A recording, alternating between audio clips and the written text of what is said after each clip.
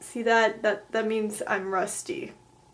Hi there, long time no see. I'm just gonna do a thing that people do every year on BookTube. And yes, I'm going to be doing the top 14 books of 2014. Not because the 14 in 2014, but because I was looking through all the books I read and there were literally 14 books that I just want to talk about. So I just wanted to say a few disclaimers about all these books that I will be talking about. Top 14 books of 2014 does not necessarily mean that I've read these books that were published in 2014. In fact, I read a lot of books that are not new releases. Isn't that the magic of books though? Like, it's always new. There's always gonna be a new experience no matter when they were published. I'm going to try to keep these descriptions of these books very short because that could be really long and monotonous. And another disclaimer I want to add is that these are not in any particular order because I am a little bit too lazy to put them in a ranking hierarchical system. So the first book I want to talk about is of course Lock and Key by Joe Hill, and I only read the first volume, but it was amazing. It was an amazing first volume. So Lock and Key is about a family who have gone through this really crappy experience in which their father got murdered, and then they move into a really creepy old house with a bunch of different keys that open different things in a magical way. The art is awesome, the pacing is great, the story is very strong, and I really need to read the rest of those volumes. The Ocean at the End of the Lane by Neil Gaiman. I also read the Graveyard book, which is also very good, but I have a huge thing for adult books that are in the perspective of children.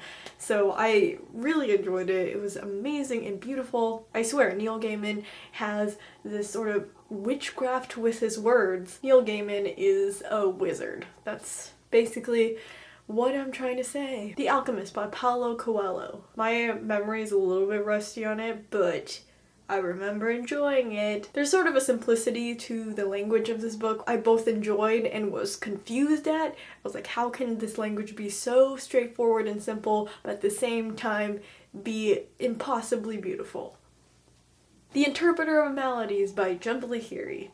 And this is a collection of short stories, so I can't really say the synopsis of that book because that would kind of be semi-spoilery. But what I can say is that each of these stories sort of hinges on the Indian American experience, and I thought that was so good. Good. That's all the word I know. Good. If you're really not into short stories and you think they're kind of boring or too abrupt for your taste, I really recommend reading The Interpreter of Maladies. It'll kind of turn you on to short stories and more curious to see what other kinds of short stories are out there, because it kind of is a dying art. Steer Towards Rock by Fei Ing. This is an amazing book.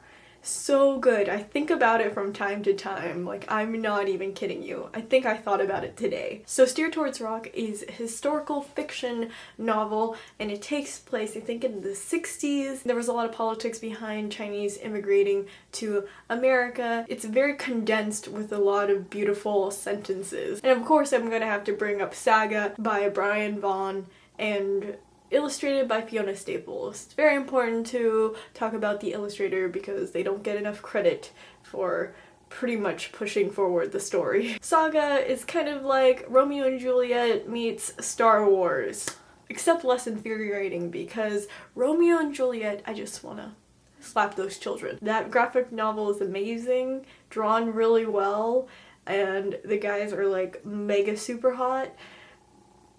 What more can you ask for, really? Just, yeah. The Brief Wondrous Life of Oscar Wilde. And of course this book is going to be on my video. I think it was like the last review I did this year in terms of book reviews because I suck at book reviews. Oh my goodness. Basically, stuff happens and it's a very good, well-crafted, multi-layered stuff. I did a review on it. Watch the review, okay? I'm not going to repeat what I said in a review. The next book I want to talk about, but haven't technically finished yet, is Midrealm by my friend Garrett Robinson and Z.C. Bolger. It's been so long since I had the Buffy the Vampire Slayer feelings. Midrealm is basically about 6 classmates that become intertwined after being cast away into detention. It's pretty awesome. So when they sleep, they get taken to another world in which they have to save all of the entire universe. It's also a very dynamic as well as diverse cast of characters. So please support my friend Garrett Robinson and purchase his books. A Time to Dance by Padma Venkatraman. This book is probably the first book I've read in verse. Yes, I think it is the first book I read in verse. I didn't even know you could do that. I was like, this is in poetry. Pow. But it was done in such a clever way because it is about dancing, it is about movement and rhythm, and so the author of that book definitely made use of verse. When You Reach Me by Rebecca Stead. Probably among the best middle grade fiction I've ever read. So When You Reach Me is sort of a mix of Donnie Darko and Bridge to Terabithia. So it does have that sort of science fiction-y feel to it, but at the same time it's not a huge...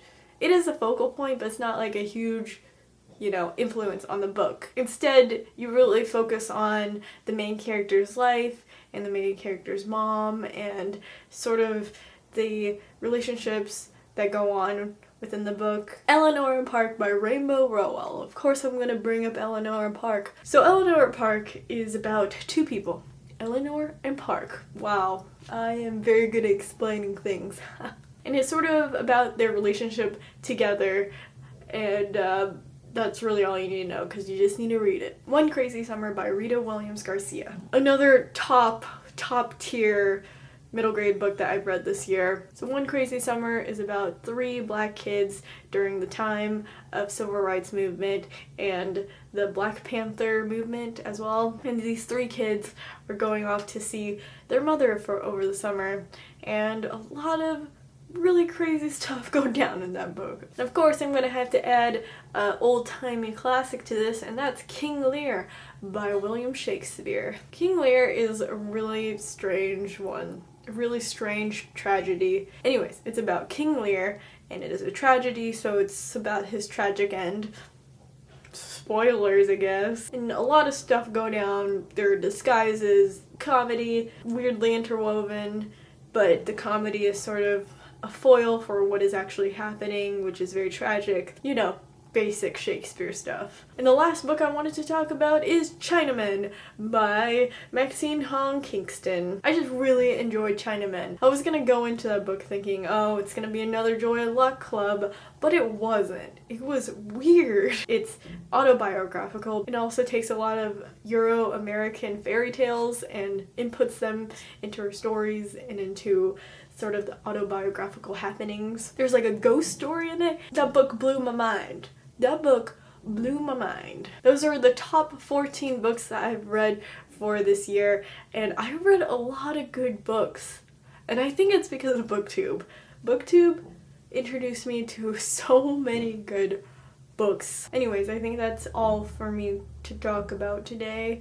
I will try to make more videos because I have more time, because I'm taking a writing workshop and that requires much less effort than a PhD class. Who knew, right? Tell me the books that you really liked this year and I might add that to my TBR, because I'm going to try to read 70 books this year. I will see you very soon. I promise.